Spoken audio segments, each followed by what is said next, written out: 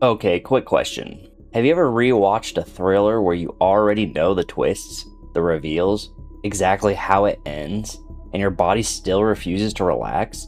Because that's my relationship with Prisoners.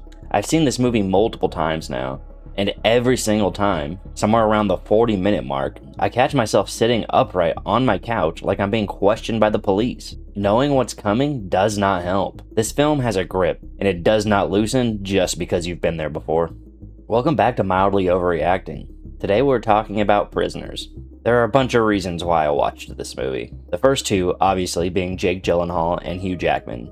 And then I kept hearing people call it one of the greatest thrillers ever made. And I have a personal policy of being suspicious of claims like that. I went in ready to argue. I left with nothing to argue about. And every rewatch since has only made the case stronger. Okay, quick setup. No spoilers though. Two little girls disappear on Thanksgiving. Keller Dover, played by Hugh Jackman, is the father of one of them. Detective Loki, played by Gyllenhaal, then gets on the case. There's a suspect early on, but the evidence doesn't hold, and he walks. And that's where this movie stops being a missing kid story and becomes something much darker, because Keller decides that if the police can't get any answers, he will. That's all you're getting from me, and honestly, that's all you need. Let's talk about the two performances at the center of this, because they're the reason this whole thing works. And they could not be more different from each other if they tried. Hugh Jackman gives what I think is the best performance of his career. And yes, I'm including the one where he sang for 2.5 hours. Dover is a man who wears everything on his face. Every ounce of panic, rage, guilt, desperation. It's all right there on the surface. There's no armor on this character. Jackman plays him like a live wire being dropped in a puddle. And you spend the entire movie waiting for him to hurt somebody. Possibly himself. Some of what he does in this film is hard to watch, not because it's over the top, because it never is. He keeps it grounded, even when the character goes to some very ugly places. And that restraint is what makes it land. And then you got Gyllenhaal doing the exact opposite thing, and doing it just as well. Loki barely raises his voice for most of the runtime. He's got this twitchy, coiled energy that never fully releases. You can feel him processing every room he walks into. Gyllenhaal built this guy from the ground up. The tattoos, the slicked black hair, the blinking tick, and none of it feels like actor homework. It feels like a person with history that the movie never bothers to explain, which is absolutely the right call. There's one moment late in the film where his composure finally cracks, and because he's been controlled for the last 2 hours, it hits like a truck. And there's the thing that elevates everything for me. Neither performance swallows the other one. Jackman is playing loud, Gyllenhaal is playing quiet, and instead of clashing, they sharpen each other. Every scene they share becomes a collision between a man who's all feeling and a man who's all thought. Jackman gets bigger, Gyllenhaal gets stiller, and the gap between them is where the tension lives. You can teach an acting class on their shared scenes.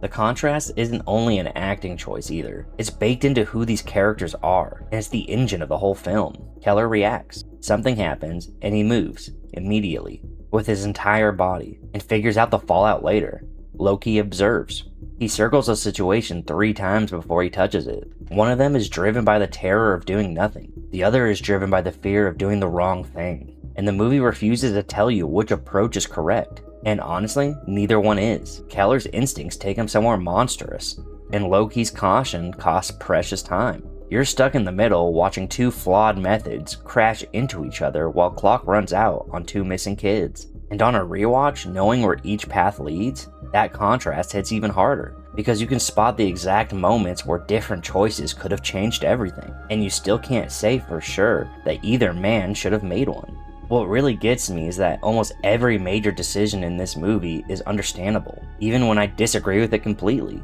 There's a specific choice Keller makes. If you've seen it, you know what I'm talking about. Where I sat there thinking, no, don't. This is wrong. You know this is wrong. And then the quieter voice in my head, okay, but what would you do? That question haunts this entire film. It never lets you sit comfortably in judgment, because it keeps asking you what you would become in that situation. And it does not accept I'd stay calm as an answer. Nobody here is purely good or purely bad. They're just people being crushed by the worst week of their lives, making the only moves they know how to make. And we can't not talk about Denis Villeneuve, the director of this film. This film came before Arrival, before he was handed the keys to Dune, and you can already see everything that turned him into one of the most sought-after filmmakers alive. His control over pacing is almost cruel. The movie runs for over 2.5 hours and it never sags, because it tightens the screws so gradually you don't notice how much pressure you're under until you realize you haven't relaxed your shoulders in 40 minutes. No jump scares, no cheap tricks, just dread, applied slowly, like a vice. And he's working with Roger Deakins, which is basically cheating. This might be the most beautiful, bleak movie ever shot. There's gray skies, bare trees, cracked asphalt, and fogged up windows, and somehow it's gorgeous. There's a shot near the end through a car windshield that I've thought about every single day since my last viewing. He makes suburban Pennsylvania in winter feel like a place hope goes to die. And he does it with natural lights and color palettes that seem allergic to warmth. The atmosphere isn't decoration here, it's doing half the storytelling. The interrogation scenes deserve their own shout out too. Loki across the table from a suspect is riveting stuff, because Gyllenhaal plays these moments like a chess player who's slowly losing his patience, and you're never sure what move comes next, the calculated or the desperate one. And Paul Dano as the suspect barely says anything at all, which somehow makes the scene even more unraveling. He gives Loki almost nothing to work with, and watching Gyllenhaal try to read a blank wall is its own kind of suspense. No shouting matches required, just two people across the table, and the whole room feels like it's holding its breath. And the ending, no spoilers obviously, but the final few seconds of this movie are perfect. It stops on exactly the right note, at exactly the right moment, and it trusts you to finish the thought yourself. I actually said, "Oh come on," out loud the first time, and then immediately went, "No wait, that's the correct ending." And I've been chewing on it ever since. A lesser movie would have tacked on 2 more scenes to tie everything up with a bow. This no one knows version playing in your head afterwards is more haunting than anything they could have shown you. That's a filmmaker who respects his audience. It's also part of why the rewatch holds up so well. Once you know where it all lands, you start noticing how carefully every earlier scene was pointing there the whole time.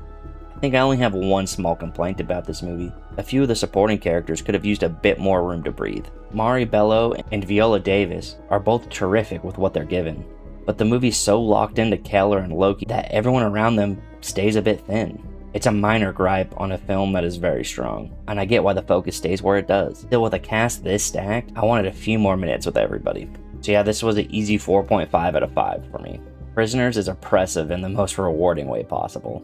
Every scene feels heavy, the pressure never lets up, and it earns every second of its runtime through performances, atmosphere, Jackman burning at full volume, and Gyllenhaal simmering right next to him. If you like thrillers and you haven't seen this one, fix that immediately. Just maybe not right before bed. Or do. I'm not your doctor. That's it for this one. Thank you so much for watching. If you enjoyed the video, hit that like button. It helps the channel more than you'd think. Subscribe if you're new here, and hit that bell so you don't miss the next upload.